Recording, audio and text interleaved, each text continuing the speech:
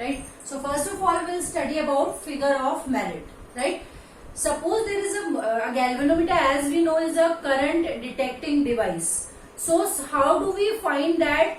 हम suppose purchase करने गए तो galvanometer A B C D, हम कैसे सेलेक्ट करेंगे कि कौन सा गैल्वेनोमीटर बेटर है, right? So that is how we should learn कि किसका करंट सेंसिटिविटी बेटर है, किसका फिगर ऑफ मेरिट अच्छा है, and that is how we decide there yes this galvanometer would be better for our lab और for our own purpose, right? So we know that the deflecting torque BINA is equals to K phi, right? Using this I is equals to K upon NBA, phi ये सारा constant है, तो galvanometer constant, so I depends on the phi, right? So figure of merit is the amount of current which produces unit deflection in a galvanometer.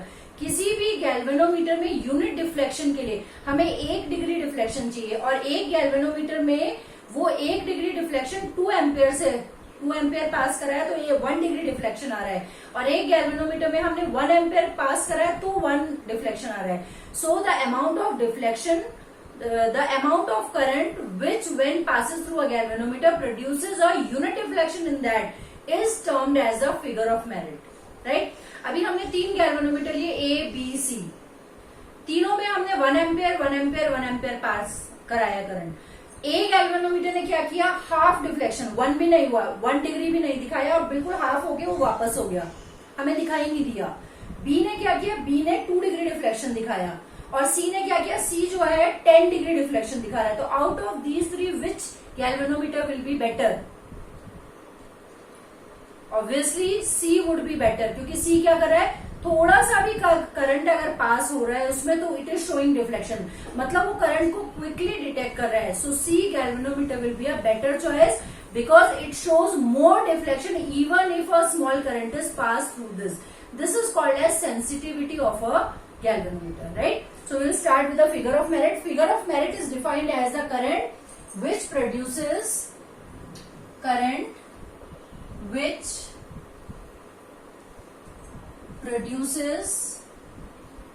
unit deflection in a galvanometer, right? And we know that yes, यहां से G का value क्या आ जाएगा, G is equals to I upon phi.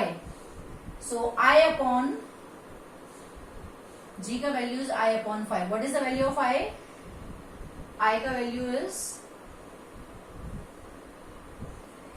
G का value is I upon phi. So yes, phi get cancelled out. ये किसके बराबर हो जाएगा, BNA, right? So this is the value of current sensitivity. Current sensitivity is current which produces unit deflection. So ये value कितना हो गया, 1. So जब ये वैल्यू 1 हो गया तो this is equal to the current. And what is current? Current is K upon BNA, or you say phi is cancelled by phi. That is how also you can consider, right? What is the current sensitivity? Current sensitivity is defined as a deflection produced in a galvanometer when unit current produce. Deflection in galvanometer when unit current is passed through it, right? So current sensitivity is denoted by IS. It is deflection per unit current, right? तो deflection phi per unit current का value क्या है, K upon NBA K phi cancel हो जाएगा, तो ये क्या आ जाएगा, current sensitivity BNA upon K. This would be the value of phi upon I. यहां से देखो phi अपॉन I का वैल्यू क्या हो जाएगा, BNA upon K. So this is the value of current sensitivity. Similarly, voltage sensitivity, it is the deflection produced in a galvanometer when unit potential difference is applied. Deflection produced when unit potential difference is applied. So इसे हम कैसे करते हैं, इसे VS will be phi upon V. phi का value यहां से क्या आएगा, BINA.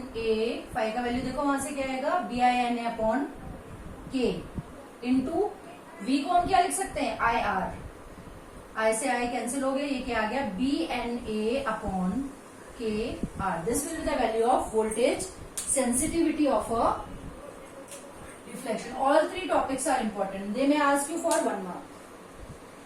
Right? Now, finally, what are the factors which decides the sensitivity of a galvanometer? And what do you mean by sensitivity?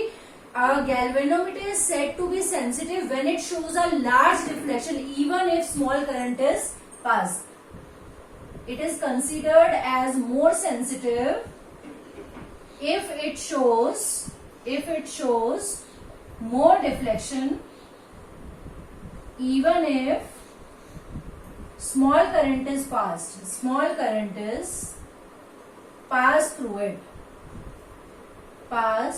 through it, right? And what are the factors on which the sensitivity of a moving coil galvanometer depends? So ज्यादा deflection चाहिए हमें, देखो phi proportional to I, phi किसके proportional है, I proportional to phi.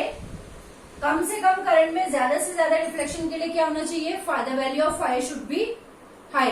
So how to make value of phi as high, ये देखो जरा, phi का वैल्यू क्या आ जाएगा, यहां से फाई का वैल्यू आ जाएगा हमारा B I N A upon K, ये हो गया फाई का वैल्यू,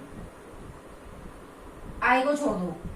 ठीक है, अभी magnetic field, how we can increase the sensitivity of a galvanometer, we can increase the magnetic field but up to a certain extent.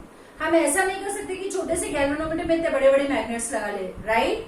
Bye increasing the magnetic field we can increase the sensitivity but up to a certain limit. We cannot increase the size of magnet because otherwise the galvanometer will become very bulky. Second thing is number of turns. We can increase the number of turns but again there is a limitation. Number of turns हम इतने ज्यादा नहीं increase कर सकते कि galvanometer बहुत heavy हो जाए. So again there is a limitation. We can increase the area of the coil. Yes, we can increase but again there is a limitation. In order to make galvanometer compact, A, N and B have some certain limits.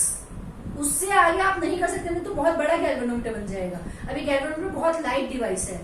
They can be increased but up to a certain limit. What can be done? We can decrease the value of K. Phi is inversely proportional. किसी भी galvanometer का जितना कम torsional constant होगा उतना ज्यादा deflection वो दिखाएगा. So what can be done when we are purchasing a galvanometer? हम क्या देखते हैं, हम देखते हैं कि वो वाला गैल्वेनोमीटर ले जिसका टॉर्शनल कांस्टेंट सबसे लेस हो. बिकॉज सबसे लेस टॉर्शनल कांस्टेंट होगा, सॉफ्ट स्प्रिंग का बना होगा, तो डिफ्लेक्शन भी क्या आएगा, ज्यादा आएगा. एंड थोड़े से करंट पे ज्यादा डिफ्लेक्शन का मतलब galvanometer is more sensitive, right? So any doubts you may ask. Here we conclude the class.